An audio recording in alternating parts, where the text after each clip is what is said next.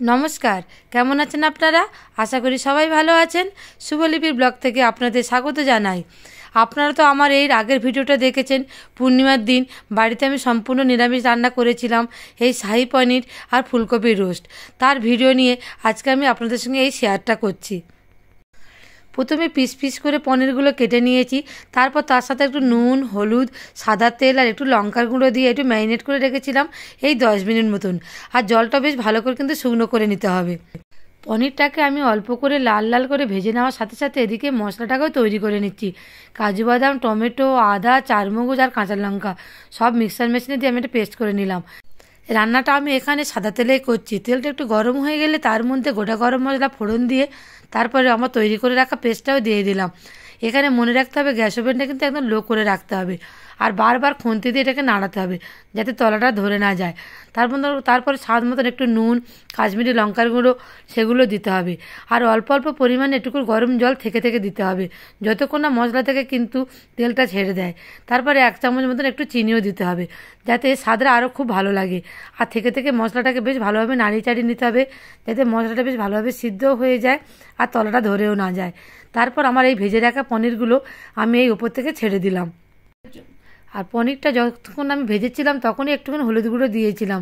তারপরে কিন্তু এই তরকারিতে আমি আর হলুদ গুঁড়ো একদমই ইউজ করব না। এই দেখুন তরকারিটা কিন্তু আমার একদম ফুটে গেল। ব্যাস তরকারিটা কিন্তু বেশ ভালোভাবে ফুটে যাবে। আর তারপর নামানোর সময় আমি 1 চামচ ঘি আর অল্প গরম মশলাও দিয়ে দিচ্ছিলাম, কিন্তু ঘরে আমার কসুরি মেথিটা ছিল না তাই সেটা দেওয়া হলো না, কিন্তু তার সত্ত্বেও কিন্তু খাবারটা খেতে খুবই ভালো লেগেছে। ব্যাস তৈরি হয়ে গেল আমার শাহী পনির। এরপরে আমি আসছি ফুলকপির রোস্টে।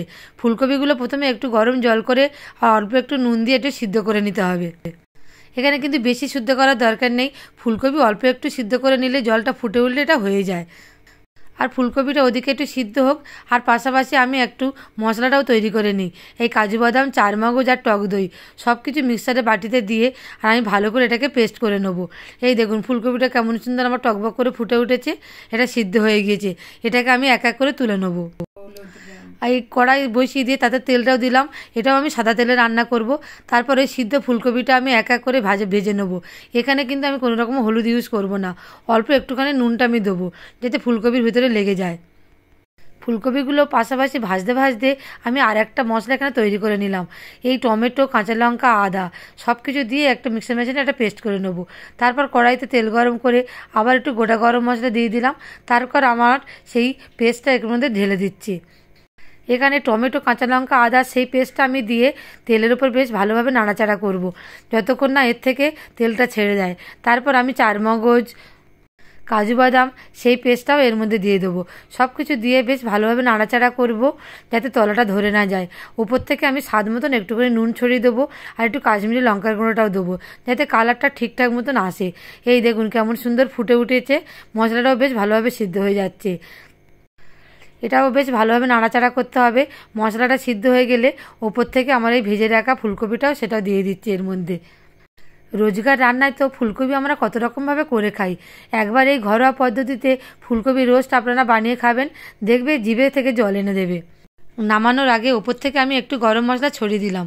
তাহলে আর কি, চলুন আমার দুটো নিরামিষ রান্না এখানেই শেষ, শাহী পনির আর ফুলকপির রোস্ট, আর সাথে আছে ফ্রায়েড রাইস। রেসিপি দুটো কেমন লাগলো অবশ্যই কিন্তু কমেন্ট করে জানাবেন, আর পেজটিকে ফলো করে পাশে থাকবেন। ধন্যবাদ।